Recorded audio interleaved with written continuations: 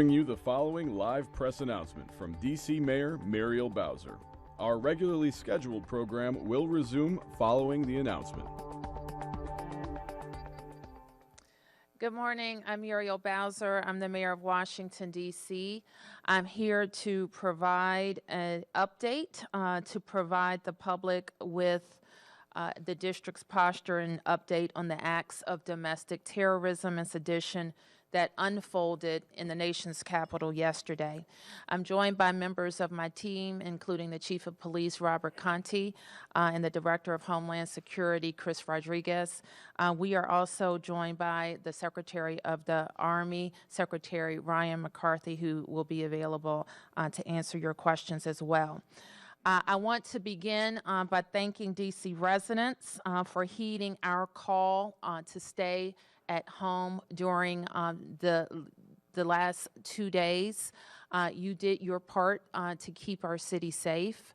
What we saw was an affront not only to our democracy, but also to our values, the values that make the District of Columbia a welcoming, diverse, and inclusive city. I also want to thank the men and women of the Metropolitan Police Department for responding to the United States Capitol Police's request yesterday for backup and quickly restoring order to the Capitol building. Their heroic acts yesterday demonstrate what true patriotism is. Chief Conti and I joined Chief in touring the city last night and had the opportunity to see our police at work. And so we want to thank them for everything that they do, not only in supporting the federal response, but in keeping our city safe as well. Overnight, as expected, the Congress affirmed President-elect Joe Biden and Kamala Harris, and it is official that certification. Joe Biden and Kamala Harris will take the oath of office on January 20th to be the 46th president of the United States of America. We know and we all knew that the end result of this free and fair election would be the oaths that they take on January 20th.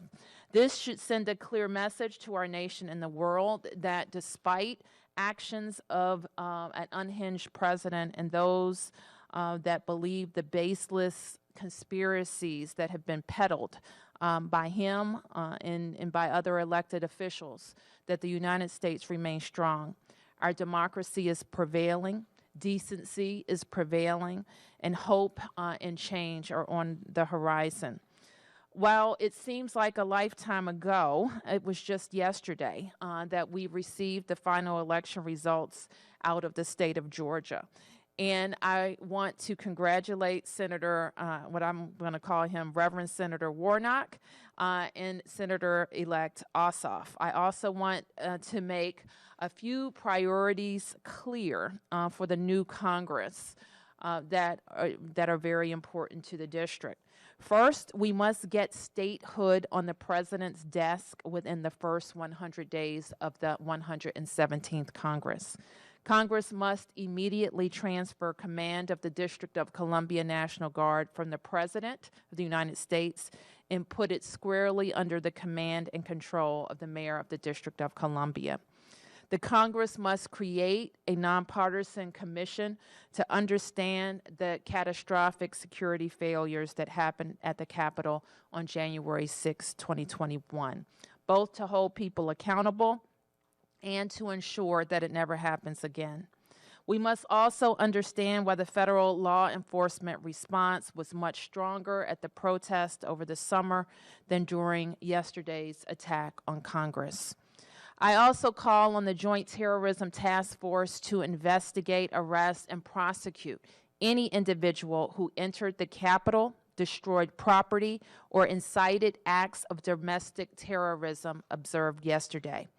More immediately, we know that the current president must be held accountable for this unprecedented attack on our democracy. What happened yesterday is what he wanted to happen, and we must not underestimate the damage he can do to our nation and our democracy over the next 2 weeks.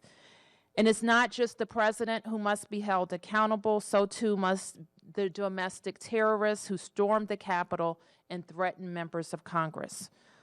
What happened yesterday is textbook terrorism. And let me read you a definition. It's from the Federal Code of Regulations. It's defined as the unlawful use of force and violence against persons or property to intimidate or coerce a government, the civilian population, or any segment thereof in furtherance of political or social objectives. The FBI has already set up a website where Americans can report tips, and today MPD is releasing its own lookout information. Any tips that are reported to MPD will also be shared with the FBI. So I encourage Washingtonians who can provide information to do so by texting 50411, 50411, or by calling 202-727-9099. We are still in the midst of our response. We have aided the federal government in establishing the security of the United States Capitol. These incidents were contained to the United States Capitol and its grounds. We will review for ourselves what occurred yesterday to commend those who performed heroically and to learn what mistakes were made. With that, I want to ask Chief Conte to provide any update from the Metropolitan Police Department, followed by a situational update from Secretary McCarthy. Thank you, Mayor Bowser, and good morning, everyone. As communities across the country are still processing the images of the violent mob that stormed the U.S. Capitol, I want to start this morning by thanking the members of the Metropolitan Police Department. When U.S. Capitol Police called for assistance, it was you that answered their call without hesitation. Your actions to restore democracy were nothing short of heroic and should be recognized. As MPD members, you serve the D.C. community each and every day, but yesterday evening, you answered the call to serve all Americans. Many of you here today understand that the district is unique in respect to the number of law enforcement agencies operating in local D.C., the many federal buildings and national park lands. But I have seen some misinformation out there that I would like to clear up. MPD's responsibility is to provide public safety services to the vibrant communities that make up this great city. MPD assisted U.S. Capitol Police when they requested our assistance on their grounds. What we did do was restore democracy for all of America and assisted our partners, the U.S. Capitol, and their approximately 2,000-member force by providing a swift response to an escalating situation. MPD members will continue to be responsible for local D.C., but we are willing and capable, as we saw yesterday, of assisting our partners at any moment. Again, when U.S. Capitol Police called for assistance, MPD answered the call. I would also be remiss if I did not recognize the support we receive from our law enforcement partners regionally and the D.C. National Guard assets. Please allow me to provide an update in regards to arrests made by MPD related to unrest. There were 68 individuals arrested yesterday evening and into the early morning hours of January 7th. Of the 68 arrests, 60 were adult males and 8 were adult females. 41 of those arrests occurred on U.S. Capitol grounds, and to my knowledge, only one of the arrestees is from the District of Columbia. I just want to underscore that only one of the arrestees was from the District of Columbia. However, we still have a significant amount of work ahead of us to identify and hold each and every one of the violent mob accountable for their actions. We have collected numerous images of persons of interest that we are asking the community to help us identify. These images depict individuals engaged in various acts of violence or property destruction, and we have made these images available on our website and social media platforms. We shared these images last night with the D.C. bids, the hotel associations, and other community partners, along with the FBI. We also have shared these images with the regional airport authorities. As we speak, we have members of the Metropolitan Police Department that are scouring the area hotels, businesses, et cetera, trying to identify some of these individuals that still may be taking up residence within our city. The FBI, we're working closely with them to aggressively pursue those responsible for these shameful and violent acts. You can help by taking a moment to view them and provide us with assistance. Again, they have been publicly released on our website. Anyone with information on their identities or whereabouts is encouraged to reach out to MPD at 202-727-9099 or text us at 50411. Information can be provided anonymously. In addition to what I've already mentioned, we will also be sending these images out across the country to the FBI offices in every state. We have authorized a reward of up to $1,000 for information that leads to the arrest and conviction of persons responsible. And I should add that we already are receiving information and valuable tips in from residents and people who have identified some of these individuals. We will continue to assist the United States Capitol Police with security without compromising the quality and professional police service to our district neighborhoods. Residents and visitors should continue to expect traffic disruptions, and a large law enforcement presence in and around the National Mall and U.S. Capitol. Now, I would like to take this opportunity to provide the identities of the persons that lost their lives yesterday. As I mentioned late yesterday, the Metropolitan Police Department is handling the investigation of the U.S. Capitol Police officer-involved shooting that occurred in the House lobby area. The decedent in that shooting has been identified as 35-year-old Ashley Pamitan. Ashley, also known as Ashley Babbitt of Huntington, Maryland. This remains an active MPD investigation. There were 3 additional deaths that occurred, which we believe all to be the results of medical emergencies. The decedents have been identified as 50-year-old Benjamin Phillips of Ringtown, Pennsylvania, 55-year-old Kevin Greason of Athens, Alabama, and 34-year-old Roseanne Boylan of Kennesaw, Georgia. Lastly, I would like to thank all of D.C. and our neighboring jurisdictions in Virginia and Maryland for adhering to the mayor's and the governor's curfew orders. And now I can turn it over to Secretary McCarthy. Thank you, Chief Conte, Mayor Bowser. Yesterday was a horrible and shameful day in our history. But one thing we did see was incredible leadership by Mayor Bowser and Chief Conte, and saw the best of this city. When they called us over at the Pentagon, we started getting awareness yesterday afternoon about the breach within the Capitol, and quickly worked to move our resources forward in support of Metro PD and the Capitol Police, and responded and truly saw some incredibly heroic things from the Metro PD and our D.C. Guardsmen. Very proud of those men and women. At present, the entire D.C. National Guard has been mobilized. We have also received the support from the state of Virginia, Maryland, Pennsylvania, New Jersey, Delaware, and New York. There will be 6,200 Guardsmen in total by the weekend here at the U.S. and the U.S. National Capital Region, in support of the D.C. Metropolitan Police Department, as well as the Capitol Hill Police. At present, we have over 150 personnel up on the Capitol grounds, and we will have 850 on the Capitol grounds by noon today.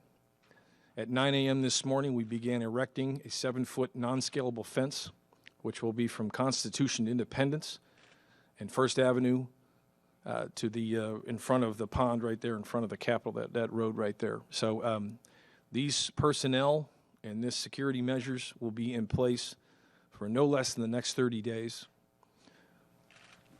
And we'll be keeping all of these support mechanisms in place in constant coordination with the Capitol Police and the Mayor's office. Thank you. Thank you, Mr. Secretary. We should have also noted that we are joined by the Deputy Mayor, Roger Mitchell, as well as Chief Donnelly, the Chief of DC Fire and EMS, and we're available for questions. In the House. Sure. Do we have anything available with it printed? Can we print that? We'll get that to you. Okay, thank you. Mayor Bowser, given yesterday, I mean, I was out on the streets. I saw Can you just introduce yourself Pete before? Montine with CNN. Okay. Saw MPD making arrests for the curfew. Saw MPD out at the Capitol. It seemed like MPD was out in numbers, but Capitol Police were not. What do you say to that? How do you classify Capitol Police and their response? Well, I think that there's going to be a lot of time for us to figure out what happened. Obviously, it was a failure, or you would not have had police lines breached and people enter the Capitol building by breaking windows and terrorizing the people, the members of Congress who were doing a very sacred constitutional requirement of their jobs. So clearly there was a failure there. I think that I won't be able to answer your question right now. There's going to have to be a real investigation into what happened. Yes. You wish that you got more federal support early on. You sent a letter earlier before the 6th saying we don't necessarily need the federal help when it comes to policing in the district. Do you wish you did something differently there? Well, let me be clear about what the district's responsibility is. I know that you heard Chief Conte's remarks, but let me step back a little bit. We, of course, have a nearly 4,000 person police department, and we are responsible for policing non-federal properties in the District of Columbia. And that's an important distinction because I think you know part of our founding and the creation of the District of Columbia was the federal government's concern that the local jurisdiction could not overtake the federal part of government. And so the Capitol, the White House, and other federal installations in the district have their own police departments, the United States Capitol Police. And we cannot decide for the Capitol, the members of Congress, that we are going to be their police department. But we stand ready to assist them at any case. And that's why we have so much regional planning for big events, for demonstrations, for protests that turned riotous like this one, for the inauguration, for the 4th of July, you name it. We have a regional cooperation system and planning. Now, as we planned with all of our federal partners for this event on January 6th, I made the decision that I needed MPD to focus on law enforcement activities and being able to respond to any hot spots. And that's why we needed our National Guard, the DC National Guard, to help us maintain a perimeter around our areas of concern. The Capitol Police and the leadership at the Capitol, they did not make the decision to call in Guard support. I cannot order the Army, the National Guard, to the United States Capitol grounds. I can in the district with the approval of the Secretary of the Army. So I guess we called up our Guard, and we've had Guard support throughout our COVID pandemic. But specifically for public safety issues, I will issue an additional request to the Army, which I think I did at the end of December. And the Secretary of Army approved that request, and we put our Guard troops on the ground to support MPD.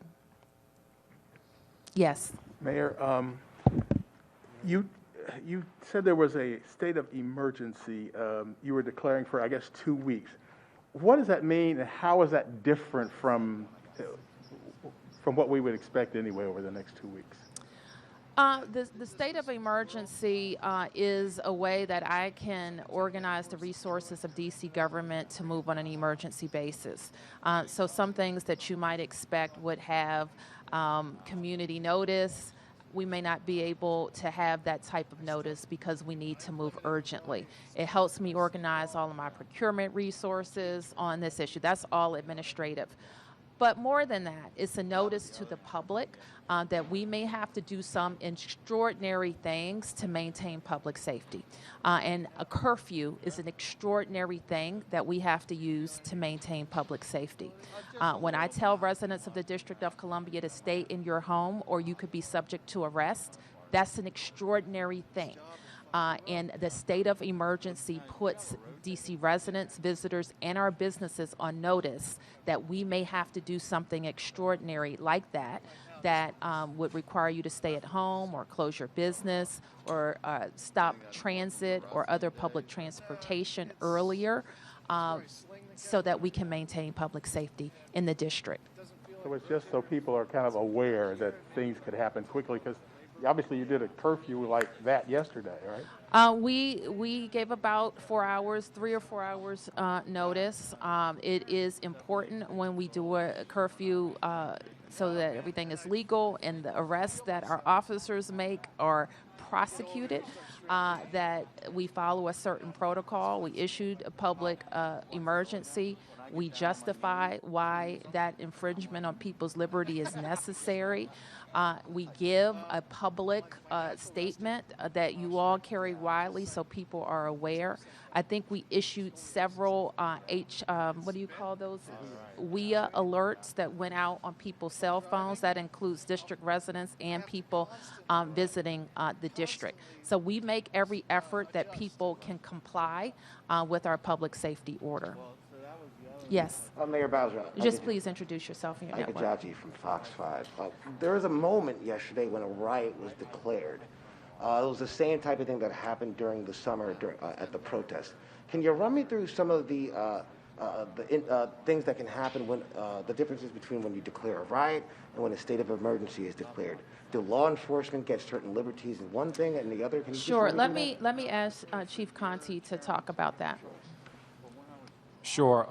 As the mayor mentioned, you know, the state of emergency, it allows the city to do extraordinary things. As she mentioned, the curfew, again, a great infringement, you know, on just the day-to-day business in the city. In this particular case, when a riot was declared, that means that we have a situation where individuals are actively, violently engaging in crimes. And that's the clear distinction. At the time that the riot was declared, and I believe that was MPD personnel on the grounds of the Capitol that were on the air declaring this a riot. So that's the distinction between the two. Yes. Now, when a riot is declared, what liberties does that give MPD? So per se? for MPD, it may determine the level of force that we use. So, for example, you know, in some cases we may use pepper spray. In a riot situation, you know, we could very well use tear gas or CS gas, that kind of thing. So And that would be. at what time was the riot actually called? I don't have the exact time that it was, but I can tell you that MPD was requested around about 1 o'clock p.m. is when MPD was requested by U.S. Capitol to respond, and things were already pretty bad at that point. So my question is, over the summer, when the riot was declared, that gave MPD the chance to use these munitions per se.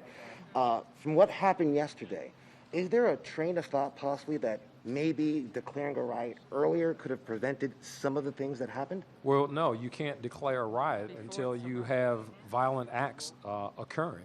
And I think that MPD is very careful about when we do declare a riotous situation. I mean, there are situations where we have officers that are having bricks thrown at them, bottles thrown at them, everything, you name it, urine, and we have not in every instance declared a riot. In this one, we had projectiles being thrown at our officers, and we had people trying to breach the United States Capitol, in the nation's capital. I think, if anything, I mean, that certainly warrants declaration of a riot, and clearly we experienced that yesterday. Yes. Yes, Michael Bryce Sadler with the Washington Post. For Chief Conti, perhaps Chief Donnelly, the 3 decedents who died from medical emergencies yesterday, have we determined whether they were part of the riots or other people who were on Capitol grounds? What was that question, Michael? My question was for the 3 people who died from medical emergencies yesterday. Thank you. Yes. There were a lot of people on the grounds of the Capitol yesterday, and I guess the extent that we can say right now is that they were on the grounds of the Capitol when they experienced their medical emergency. Okay, but you can't specify. I can't beyond that? specify. Okay, and then there was a stabbing yesterday at 12th in Pennsylvania, and separate shootings on 200 K Street Northwest and also 9th and N Street Northwest. Have police determined if any of those were related to the unrest in the city? It does not appear that any of those were related to the unrest in the city, and those matters are actually actively being investigated, but it does not appear they were related. Okay, thank you. And then for Mayor Bowser, could you talk about how the events of yesterday will impact how the city is preparing for the inauguration? I can't speak to you with any specifics at this stage, Michael, but we will be looking very closely at what we learned, what's happening at the Capitol, working with congressional leadership and the Presidential Inauguration Committee.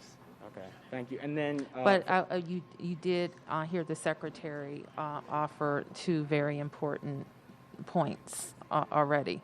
That the fencing that is going up around the Capitol, non-scalable fencing, will be in place through the inauguration, and the guard strength that will be coming on the ground by this weekend, up to 6,200, will be available through the inauguration as well. Which is a larger composition of personnel than you would have for a standard inauguration. thank you. And then just one follow-up there for you, Secretary McCarthy. The black fencing, you said at least 30 days or no more than 30 days that will be erected? At a minimum. At a minimum. Okay, Yes, thank you. and we'll work that in coordination with the city as well as the Capitol Hill Police. Thank you. Yes, Mark. Mark Seegers, NBC Washington. Two questions for Secretary. One, could you, and I tried to follow along, could you repeat the specifics about the fence? Will it completely surround the U.S. Capitol complex, the fencing? And could you just Yes. give those specifics one more time? Yes. So Constitution to Independence first, and then the road there in front by the pond, it'll be all the way around. And how high will that be? 7 foot. 7 feet, Non-scalable. Compare that to what we see at the White House. This is what was available. We worked through this solution midstream yesterday, and we were on the phones to get, as quickly as possible, a capability in place to extend the perimeter of the National Capitol Complex. We could get as many Metropolitan Police officers out into the streets so that in the event that if this was to recur again or downstream, Chief Conte would have as much flexibility with his police force as possible, and we could take over the static security positions.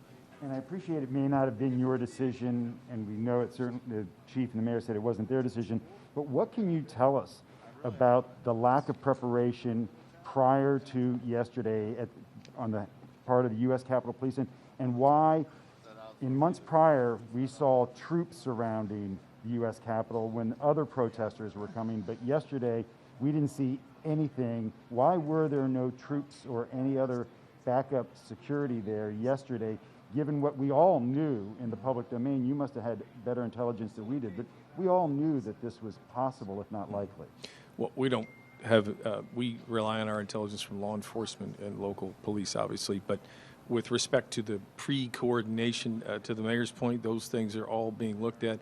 There were discussions previously with the Capitol Police and others, and no request of the D.C. National Guard were made. Obviously, it is a different branch of government, so we have to be requested to come onto the grounds. Yes. Hi, Jane Recker, Washingtonian. Mayor Bowser, correct me if I'm wrong. My understanding is that with the public emergency, any curfews, business closures, that's going to be kind of a day-to-day decision based on the threat in the city. Is that correct? Yes. Okay. On the curfew question. Okay. Yes. All right. And then what can residents expect over the next, weeks or so? I mean, I know that there's supposed to be another meeting of the insurrectionists around the inauguration, but in the interim, what are you expecting? I mean, we have residents questioning, should I take off work to get groceries? When should I walk my dog? What do you foresee in the coming days? I think D.C. residents should go about living their lives. And if there is a need, as I did over the weekend leading up to this, to ask them to stay away from certain areas, I will do that. I don't have that request at this stage. So right now, we want them to go about their lives, be signed up for our alert systems. Chris? Yes, thank you, Mayor. So we would really encourage our residents and any visitors to the District of Columbia to sign up for Alert DC, and that can be done at alertdc.dc.gov. And so that's the way that, based on what the mayor and the chief were saying, during an emergency situation, and certainly with the mayor declaring an emergency declaration, we will push real-time information to our residents and visitors through Alert DC. And let me just say something also very specifically. We asked our residents not to participate in counter-protest. We asked our residents, not even the regional residents, and their county executives and leaders asked them not to participate in counter-protest. And I know for a lot of people, I've gotten text messages, that was a hard thing to do because they wanted to fight back. But just imagine if our police had to also police protest against the people who sieged the Capitol. So it was very important that the police could focus on them. So we're going to continue to ask our residents to listen to our guidance, but go about your lives. DC government, we're already on modified operations because of COVID, but our facilities that are having in-person activities continue to do so. Mayor Bowser, how upset does it make you to see the federal response on Black Lives Matter Plaza during the protests there and around Juneteenth, and then see yesterday? By comparison, you mentioned that earlier. How upset does it make you? What I'm upset about, I'm upset about what this president has done to our city and our democracy. I'm not prone to wild swings of emotion because we have some work to do to find out what happened to make sure it doesn't happen again. And that's my job right now. And that's the job of everybody here. I'm upset that my police officers were put in harm's way when they were just doing their jobs. And I'm even upset that somebody died in that building who was breaking into the building. We should all be upset about all of those things. I am heartened that our police and guards people were able to get control of the building and that our lawmakers went back into that building to vote. I'm upset that 706,000 residents of the District of Columbia did not have a single vote in that Congress yesterday, despite the fact that our people were putting their lives on the line to protect our democracy. How slow did That is how upset we all should be. How slow did things move yesterday? I mean, that must upset you that there wasn't a more ratcheted up response, specifically at the Capitol. But then Secretary McCarthy yesterday spoke about a delay of getting federal forces into the district. How would you classify it? I've classified it already. I think that a more robust presence on the grounds of the Capitol would have prevented people from getting into the building. Yes. Fox 5 DC. Mayor, it's one thing to have a more robust presence on the ground, but when we have Capitol Police just seemingly letting people inside, I was there seeing them letting out, and then to hear that we only have 13 arrests for unlawful entry. It's one thing to have several officers on the ground, but what do we do if they're not as effective as possibly should be? I think you laid out another question that it will be subject to investigation. I think that's an important question. We not only need people, we need effective deployment of those people. Yes. Sam Ford with Channel 7. Mayor, what do you all know about these groups like Proud Boys, QAnon, militia group? Were they involved in this, and are they among the people arrested? I don't know that we can say that right now, Chief. Yeah, I don't know that we can say that right now. I think it's safe to say that, we had certainly people who were like-minded with all the rhetoric that has been going on that did what they did at the U.S. Capitol yesterday. But beyond that, I won't give credit to any particular group. What were the injury numbers, Chief? For our police officers, initially we were at 14 initially, but that number went up to about 56 over the course of the night. And I got to tell you, there was a lot of valiant fighting by the members of the Metropolitan Police Department there. At one point, several officers, as a result of munitions and pepper spray and tear gas, being able to step off the line, be triaged quickly and back on the line to try to ensure the safety and security of our Capitol building. So just a tremendous amount of heroic acts. I have one officer who's still in the hospital right now. He was snatched into a crowd. He was beaten. He was kicked. He was tased several times. So, yeah, they fought. They fought very hard yesterday. 56 MPD officers. That's correct, sir. Yes. A clarification on the arrests. I'm seeing that 25 arrests were made for curfew violations and unlawful entry on the Capitol grounds. I'm wondering if there were any arrests made just for unlawful entry on the Capitol grounds, or if all of those arrested were in curfew violation. So all the arrests that occurred after 6 p.m., the initial group of 25 or 26, whatever it was, those arrests were right on the Capitol grounds. This was after the mayor's curfew was in effect. We gave the order. Individuals were still there, which we're required to do. We gave the order. Individuals were still there, and we placed those individuals who were there, we placed them under arrest. MPD was able to do that. So that was really kind of the balance. And the goal was for us, as we were able to secure the perimeter and have a strong perimeter, to make arrests and then start working our way out. The balance of that was as MPD members worked through the streets of the District of Columbia to ensure the safety and security of our businesses and residents, especially in the immediate areas surrounding the Capitol and some of the areas where we know that some of the people that were involved in this were congregating. MPD members were able to make additional arrests over the course of the night. So there were no arrests made for those who unlawfully entered the Capitol building until 6 p.m.? Yes, ma'am, that's correct. Okay, and then I think people are a little confused at just the low numbers of arrests that were made. There's videos of hundreds of people coming into the Capitol. Can you explain a little bit why those numbers are so low? What happens? Did people leave? Is this an issue of not having enough people to manage it? No, sure. I can tell you, I mean, probably not many people in this room have been in the midst of a riot or an insurgence like that. And the first thing that you have to do is to regain control. You have to establish control of the situation that was going on. The men and women of the Metropolitan Police Department went into a situation that was already out of control. So once control was established and that perimeter was established, then and only then are we able to safely make arrests. Because as you begin to make arrests, now we get into additional use of forces, additional injuries of officers, and potential additional injuries of the people that we intend on arresting. We have a responsibility to ensure the safety and security, abide by the Constitution and all of that, and we intended to do that. So we made the arrests that we made in front of the Capitol.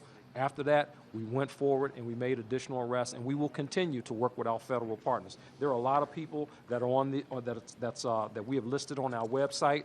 There are a lot of people that are in these images, and we know that there are people across this country who can identify these individuals. This is where the community comes in and help. These are clear images. Some of these images, there's no mistake about who some of these people are. So we're asking our communities to call in, whether it's a community here in the District of Columbia or as far as West Coast, it really doesn't matter. Call into your local FBI office, identify who these individuals are, and let's hold them accountable.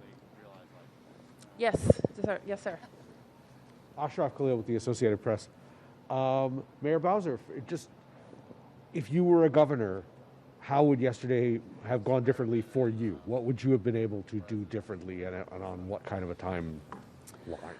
The difference would be when we become the 51st state, or before then. Our Congresswoman has a bill in the Congress right now to give the mayor control of the D.C. National Guard. What's different is we would not make a request to the Secretary of the Army for guards support. We would not be restricted in any way from how to deploy the guard. So we wouldn't have to clear a deployment plan with the Secretary of the Army. We could be nimble in how we change it. If we have a deployment plan that was approved, for example, that limited the guard to the traffic box or to 9th Street. If we find out during the course of the response that needs to change dramatically, then I, as mayor/governor, would make that determination. That's the big difference. What wouldn't be different as governor would be my ability to put the National Guard on the Capitol steps. I wouldn't be able to do that as governor, nor would I be able to use our state police on the grounds of the Capitol. That wouldn't be different either. Yes, and we're going to take one more round, and then we're going to wrap up. Yep. Sure. I want to address some images that are going around on social media of some of the protesters and rioters celebrating indoors at the Alibi Bar, as well as the lobbies of some hotels across town, packed into crowds, not wearing masks. What is going to be done? What kind of fines are going to come to these businesses? I realize that the hotels can be a trickier situation, but with the Alibi, that is a bar that allowed for indoor dining, indoor drinking. What's going to be done with that? We'll have to investigate that. I saw one, for example, when we were driving around where that was the case. There may be hotel guests, and we will see what violations of their business license occurred. Any other? Yes, Mark. A question for you, Mayor, and a question for you two gentlemen. Mayor, and I know you've been asked this in one way before, but what is your fear, after seeing what we saw yesterday, what is your fear that could happen on January 20th, and what steps might you take that we haven't seen thus far that you might be considering to maintain the peace? And do you think there should be a public ceremony?